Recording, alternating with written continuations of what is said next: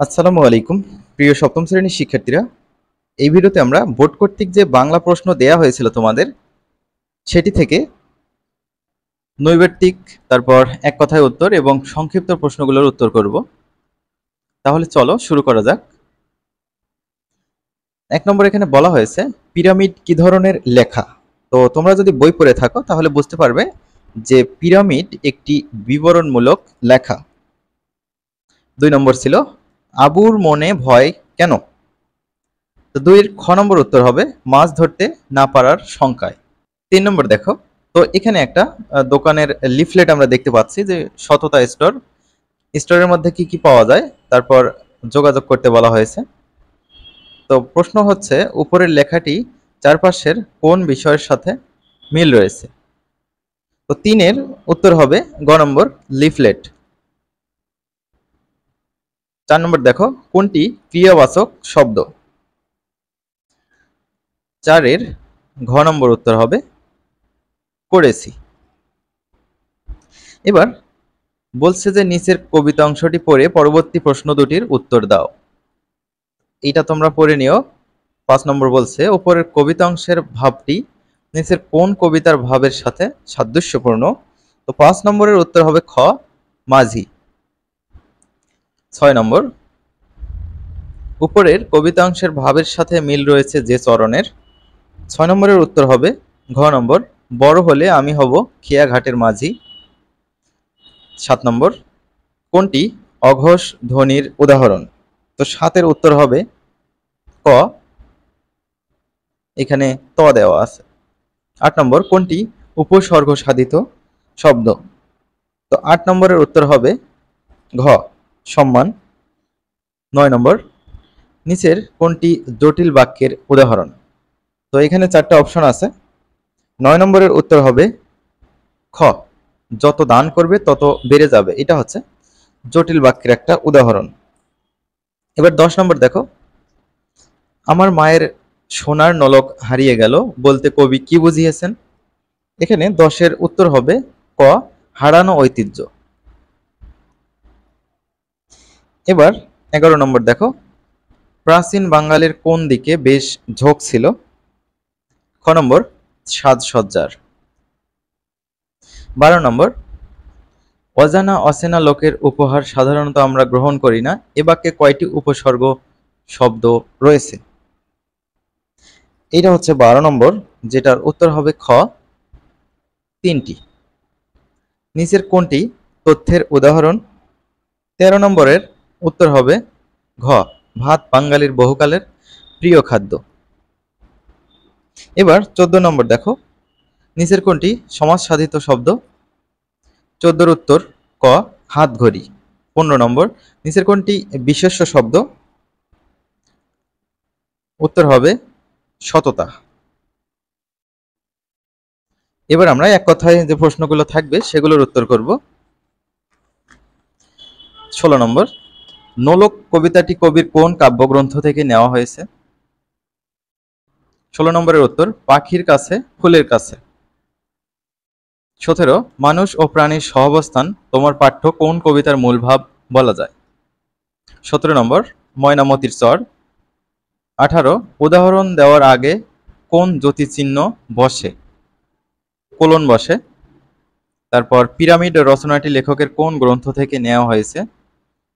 জলেডাঙ্গায়। জলা কি। জলা হচ্ছে জলমগ্ন ভূমি। চল আমরাই খোঁজ করে দেখি বাক্যটি কোন শ্রেণীর। অনুজ্ঞাবাচক।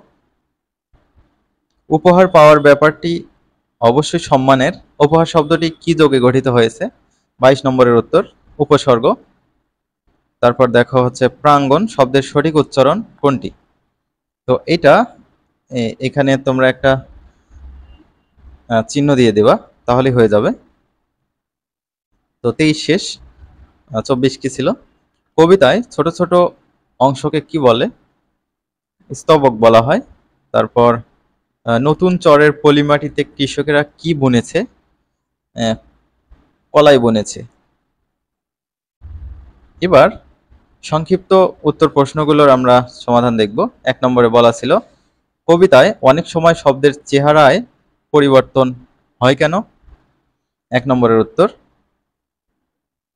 এখানে খেয়াল করো 1 এর উত্তর। কবিতায় বিভিন্ন কারণে শব্দের চেহারা পরিবর্তন হয়ে থাকে। কবিতা মূলত লেখা হয় পদ্য ভাষায়, ফলে পদ্য ভাষায় বৈশিষ্ট্য রক্ষার শব্দরূপের পরিবর্তন হয়।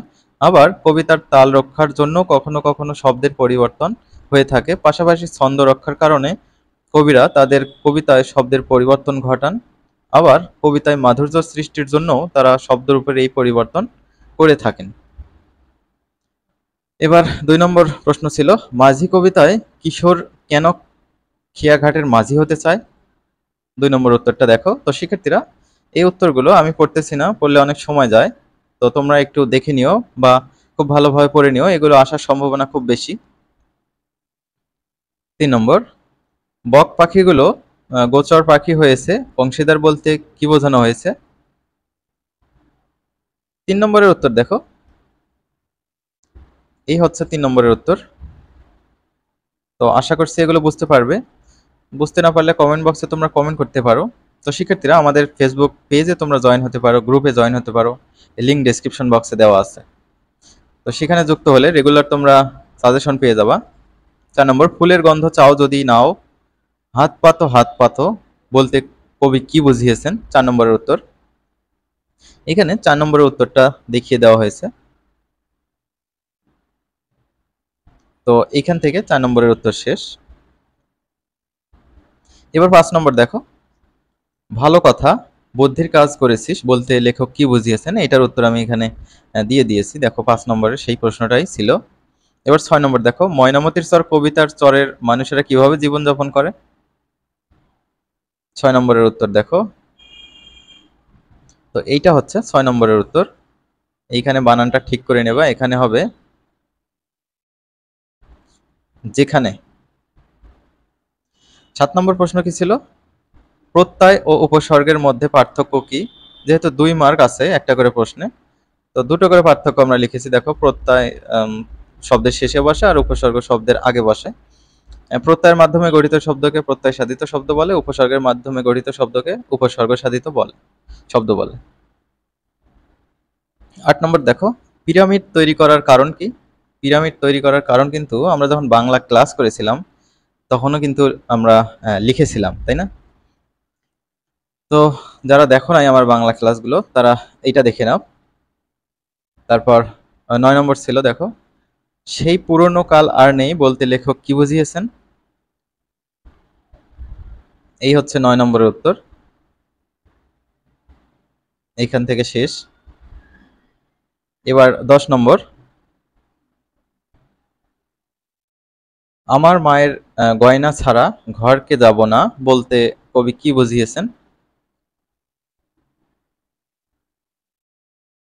প্রশ্নোক্ত উক্তিটি কবি আল মাহমুদের নোলক কবিতা থেকে নেওয়া হয়েছে। এই কবিতায় কবির দেশপ্রেম প্রতিফলিত হয়েছে। মায়ের নোলক খুঁজে বেড়ানোর মাধ্যমে কবি মূলত আবহমান বাংলার রূপ বৈচিত্র্য ও ঐশ্বর্যকে সামনে তুলে এনেছেন। কবির মায়ের গয়না মূলত বাংলার মূল্যবান ঐশ্বর্যের প্রতীক, যা খুঁজতে গিয়ে কবি ক্লান্ত, আর শেষ পর্যন্ত কবি এই গয়না না নিয়ে ঘরে ফিরবেন না বলে পণ করেছেন। তো এই হচ্ছে 10-এর উত্তর। আমরা পরবর্তী ভিডিও থেকে এই যে দৃশ্যপট বিহীন এবং দৃশ্যপটওয়ালা যে প্রশ্নগুলো থাকবে সেগুলোর উত্তর করব।